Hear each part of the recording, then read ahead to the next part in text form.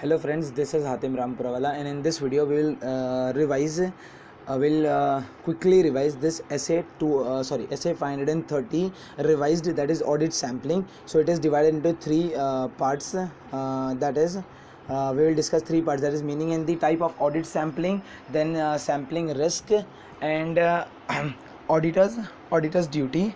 Okay, so we'll go one by one. That is meaning and the type of the audit sampling. What is the meaning of audit sampling? That is application of an audit procedure to less than 100% of an item within the population. Type of this sampling, there are two types of sampling. There is statistical sampling and non-statistical sampling. There are again different types of sampling. There are different types of statistical sampling that we are not discussing in detail over here, but just the meaning of sampling, statistical and non-statistical sampling. Okay, statistical sampling, an approach to the sampling that has the following characteristics. So it is a sampling or statistical sampling. So an approach to the sampling that has the following characteristics. So if it has the following characteristics, so it will be statistical sampling. What approach? Basically, first, random selection of an sample item, and the use, it is written and, so means both the conditions should satisfy for to be a statistical sampling. Random selection of an sample item, and the use of the probability theory to evaluate the sample results, including the measurement of the sampling risk. So again repeat it, so it can be fit it in our mind. Basically, what is statistical sampling? The sampling, an approach to the sampling that has the following characteristics. First characteristics, that is random selection of the sample item. Second, and use of the probability theory to evaluate the sample results. Use of probability to evaluate sample results, including the measurement of the sampling risk. And non-statistical sampling is entirely opposite, that is the sampling approach that does not have the characteristics of the random selection of the sample item. See, over there it has the characteristics of the random selection of the sample item. Here it does not have the characteristics of the random selection. And second, it does not have the doesn't means actually what it is written, that does not have the characteristics of the random selection, and use of the probability theory is considered as non-statistical sampling. So if it is the case, then it will be considered as non-statistical sampling.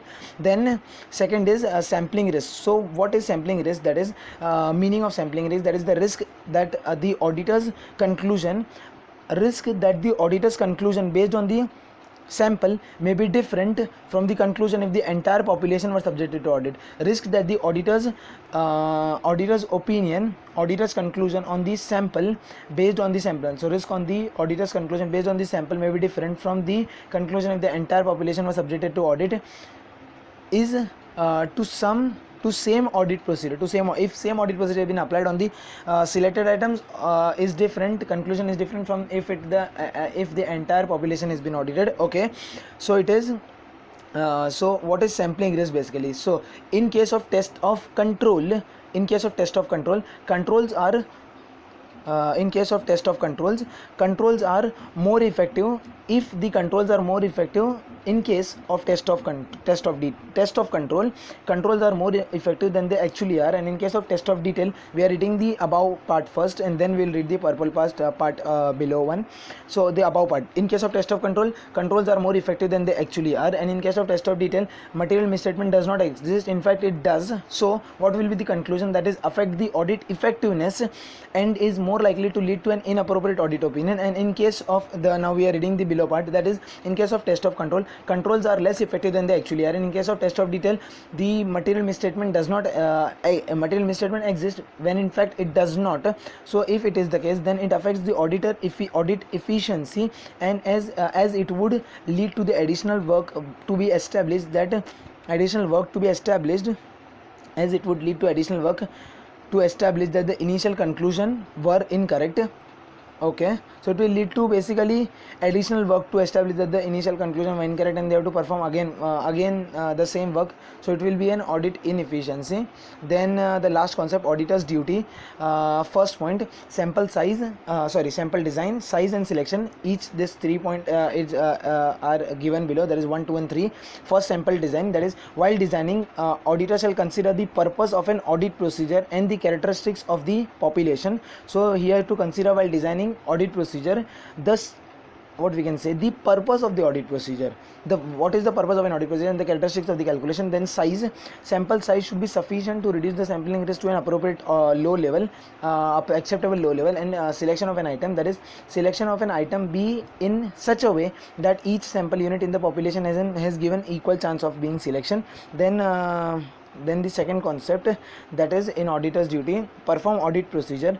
The auditor will perform the audit procedure appropriate to the purpose on each of the selected items. So he has designed over here. First we have seen that design the audit procedure, sample design he has done. So based on that, perform the audit procedure appropriate on each of the items selected. And if an audit procedure is not applicable to the selected item, so if that audit procedure which he has designed is not applicable to the selected item, then perform the audit procedure on the replacement item, that is another item. And if the auditor is unable to apply the designed audit procedure, the one designed audit procedure, if he is unable to apply on the selected item, then perform the alternate designed selected. If an auditor is unable to apply the designed audit procedure, perform the alternate audit procedure on the to the selected items. And an auditor shall consider that items on which the alternate audit procedure has been adopted, auditor shall consider that item as a deviation. So auditor shall consider that item as a deviation. And third point, evaluation of the results of the sampling, the results which we had got from auditing the sample, to determine that whether the use of the audit sample has provided a reasonable basis for the conclusion about the population.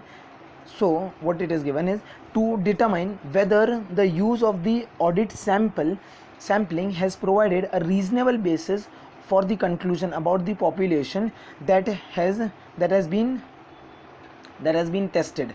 Okay, so we are done with this essay. Thank you for watching the video.